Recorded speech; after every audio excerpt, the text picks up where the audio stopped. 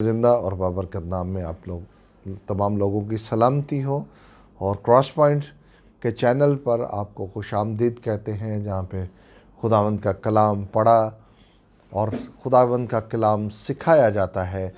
ہماری کوشش ہے کہ ہم بہت سے لوگوں میں خدا کے کلام کو پہنچائیں، اور عنقریب ہم اپنے اسٹوڈیو کا بھی آغاز کر رہے ہیں، اور جہاں پہ ہم آپ کو آنے والے دنوں میں گیت بھی اور ڈفرینٹ قسم کے بائبل کے پروگرامز بھی آپ ہمارے دیکھ سکیں گے، تاکہ ہم اپنے اسٹوڈیو کا باقاعدہ آغاز کریں گے۔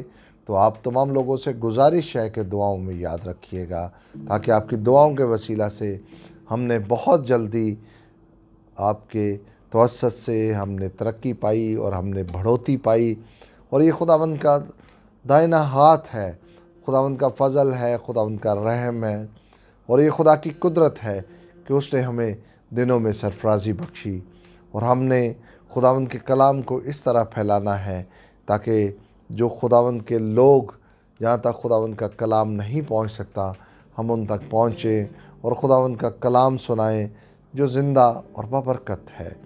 خداوند کا کلام لا تبدیل ہے۔ ہم نے روزمرہ کی زندگی کے بارے میں بھی سیکھنا ہے۔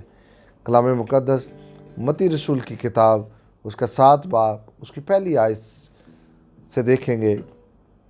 کلام مقدس میں یہ مرقوم ہے، عیب جوئی نہ کرو، تمہاری بھی عیب جوئی نہ کی جائے، کیونکہ جس طرح تم عیب جوئی کرتے ہو اسی طرح تمہاری بھی عیب جوئی کی جائے گی، اور جس پیمانہ سے تم ناپتے ہو اسی سے تمہارے واسطے ناپا جائے گا۔ خداوند کے کلام کے پڑھے اور سنے جانے پر خداوند کی خاص برکت ہو۔ خداوند کے زندہ کلام میں واضح طور پہ یہ لکھا ہے کہ کسی کی عیب جوئی نہ کرو۔ جیسے روزمرہ کی لوگوں کی زندگی ہے، اور جہاں پہ بھی 4 لوگ اکٹھے ہو کے بیٹھتے ہیں، کسی نہ کسی کو ڈسکس کرتے ہیں۔ یہ کلام مقدس کے توسط سے بہت بڑا گناہ ہے، کسی کو ڈسکس کرنا، اس کی پیٹھ پیچھے اس کی باتیں کرنا، اس کی برائیاں کرنا، یہ بہت بڑی بری بات ہے۔ ہم نے کلام مقدس سے سیکھا کہ کسی کی عیب جوئی نہ کرو کہ تمہاری بھی عیب جوئی نہ کیجیے۔ اگر آج آپ کسی کی عیب جوئی کرتی ہیں، کسی کی برائی کرتے ہیں 4 لوگوں میں بیٹھ کر، وہ شخص جو وہاں پہ موجود نہیں ہے، آپ وہاں پہ بیٹھ کر اس کی برائی کرتے ہیں، تو اسی طرح آپ کی بھی کسی اور محفل میں برائی کی جائے گی۔ جس پیمانے سے تم ناپتے ہو اسی پیمانے سے تمہارے لیے ناپا جائے گا۔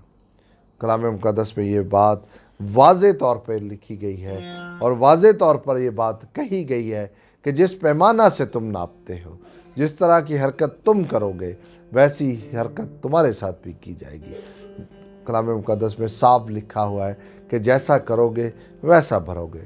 تو میرے عزیزو، ہم نے اس کلام کے توسط سے آج سیکھا کہ ہم نے کسی کی برائی نہیں کرنی، ہم نے کسی کی عیب جوئی نہیں کرنی، تاکہ ہم اس پیمانے سے نہ ناپے جائیں جو پیمانہ ہم کسی کے لیے رکھتے ہیں، وہی پیمانہ ہمارے لیے نہ رکھا جائے۔